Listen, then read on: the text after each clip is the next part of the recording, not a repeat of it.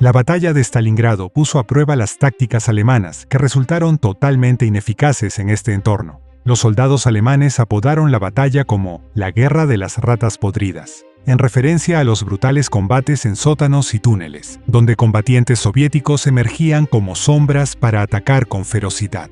La artillería y la aviación resultaban prácticamente inútiles. Las interminables emboscadas y el combate cuerpo a cuerpo los mantenían en un constante estado de terror.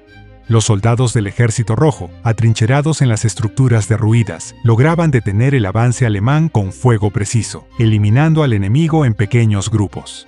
El general Strecker, comandante del 11º Cuerpo de Ejército, observó que sus fuerzas sufrían enormes bajas a causa de las emboscadas establecidas en sótanos y talleres destruidos. Por su parte, los pilotos alemanes enfrentaban crecientes dificultades para identificar los puntos de referencia para bombardear. Desde el aire era casi imposible distinguir entre las posiciones alemanas y las defensas soviéticas, perdidas en un mar gris de escombros. En los combates cuerpo a cuerpo dentro de la ciudad, la distancia entre líneas enemigas podía reducirse a entre 10 y 30 metros. Reconociendo esto, el general Chuikov ordenó a sus tropas avanzar lo más cerca posible de las posiciones alemanas durante los bombardeos. Esta táctica forzó a la Luftwaffe a abandonar casi por completo los bombardeos a baja altitud. El riesgo de fuego amigo era simplemente demasiado alto. Mientras tanto, los alemanes intensificaban su presión ofensiva, empujando gradualmente a las unidades del Ejército Rojo de regreso hacia el Volga.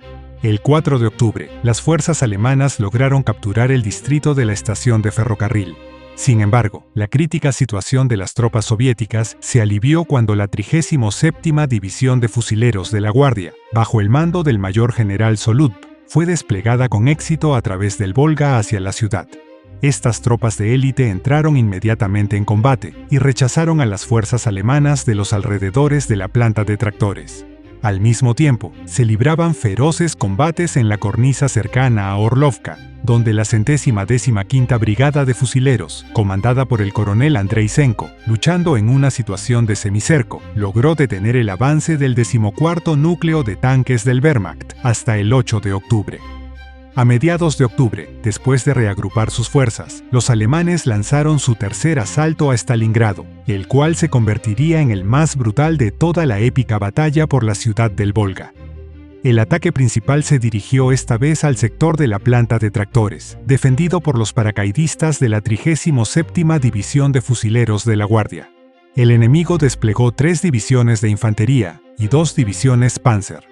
El comandante de la división, el general Yuling, llegó a combatir con una metralleta junto a sus soldados sobrevivientes. Mientras tanto, la nueva 138ª División de Fusileros, al mando del coronel Lutnikov, se acercaba al cruce, aunque aún no había llegado. La resistencia debía continuar desde los terrenos de la fábrica de tractores. Simultáneamente, las fuerzas alemanas lanzaron asaltos masivos contra la planta de Barricadi. Solo las potentes salvas de los cohetes Katyusha, disparados desde la orilla oriental del río, lograron frenar su avance. No obstante, los soldados del Wehrmacht ya habían alcanzado el Volga, dividiendo al 62º Ejército Soviético en 2 partes. A un gran costo, los alemanes capturaron secciones de la fábrica de tractores y de la fábrica Barricadi, aunque sin lograr empujar completamente al Ejército Rojo más allá del río. En paralelo, los grupos de asalto alemanes se acercaban peligrosamente al puesto de mando del general Chuikov. En esta situación desesperada, el comandante del 62º Ejército advirtió que las siguientes 24 horas serían críticas. Si hubieran tenido éxito ese día, el destino de Stalingrado podría haber quedado sellado. Solo unos cientos de metros de ruinas urbanas y la férrea resistencia de las tropas del Ejército Rojo se interponían entre los alemanes y su objetivo. Cada sótano, cada piso de cada edificio en ruinas, cada montaña de escombros había sido fortificado y convertido en posición de tiro por los defensores soviéticos. Los guardianes de la ciudad lucharon con determinación absoluta para detener el avance enemigo. El general Chuikov se vio obligado a comprometer sus últimas reservas, los pocos tanques operativos que quedaban y 2 grupos de combate improvisados, formados con personal del propio cuartel general del 62º Ejército. Todo soldado sano fue enviado al frente. Durante estos feroces enfrentamientos urbanos, el Wehrmacht logró capturar el distrito sur de Stalingrado y el estratégico elevador de granos. En la noche del 15 de septiembre, a través del río Volga, cruzaron hacia Stalingrado 10.000 soldados de la 13ª División de Fusileros de la Guardia, comandada por Rodimtsev. Al llegar a la orilla, las tropas entraron de inmediato en combate. Las posiciones alemanas se encontraban a tan solo 100 metros de la zona de desembarco. Fue durante estos días cuando nació una táctica brutal, pero efectiva, la de abrazar al enemigo.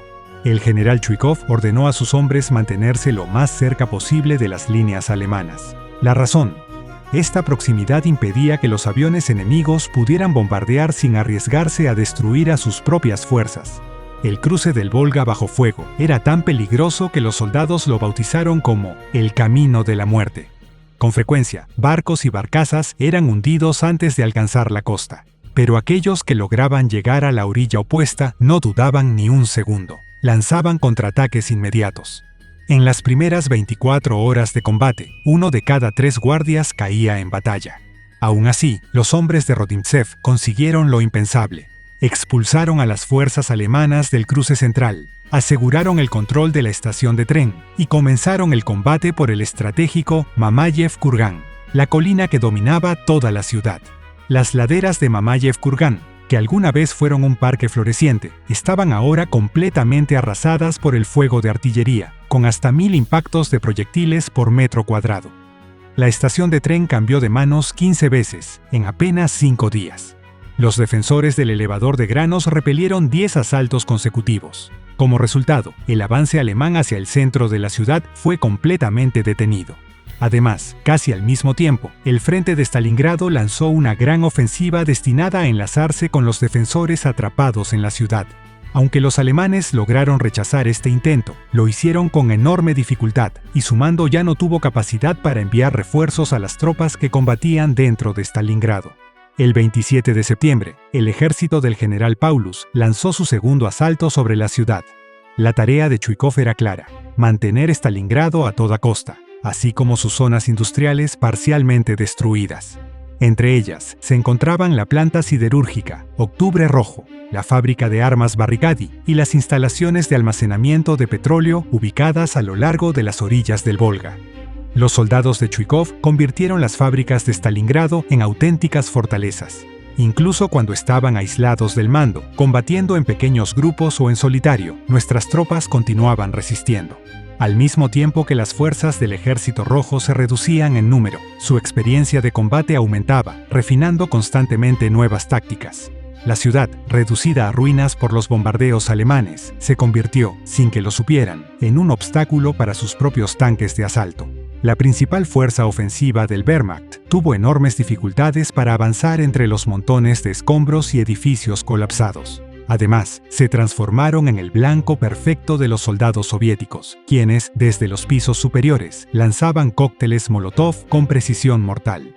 Por cierto, junto con estas tácticas improvisadas, los soldados del Ejército Rojo contaban con otra arma inusual: el lanzaproyectiles inflamable, la MET, que ya cubrimos en un video anterior. Desde cada rincón, sótano y ruina de Stalingrado, volaban granadas y cócteles incendiarios. La ciudad en ruinas se transformó en un infierno para el enemigo.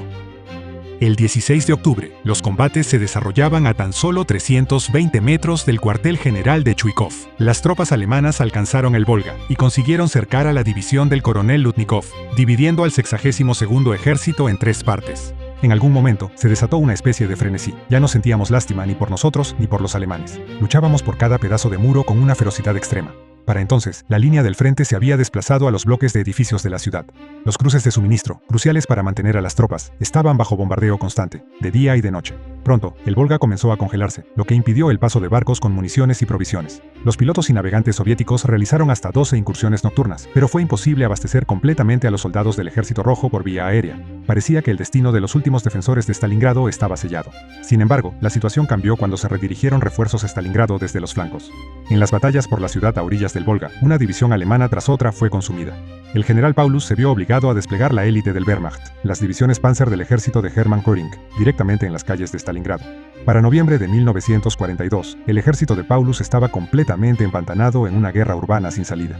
El avance de las fuerzas alemanas se detuvo en todo el frente. El enemigo se vio obligado a adoptar una postura defensiva. El plan del mando alemán para capturar Stalingrado había fracasado por completo.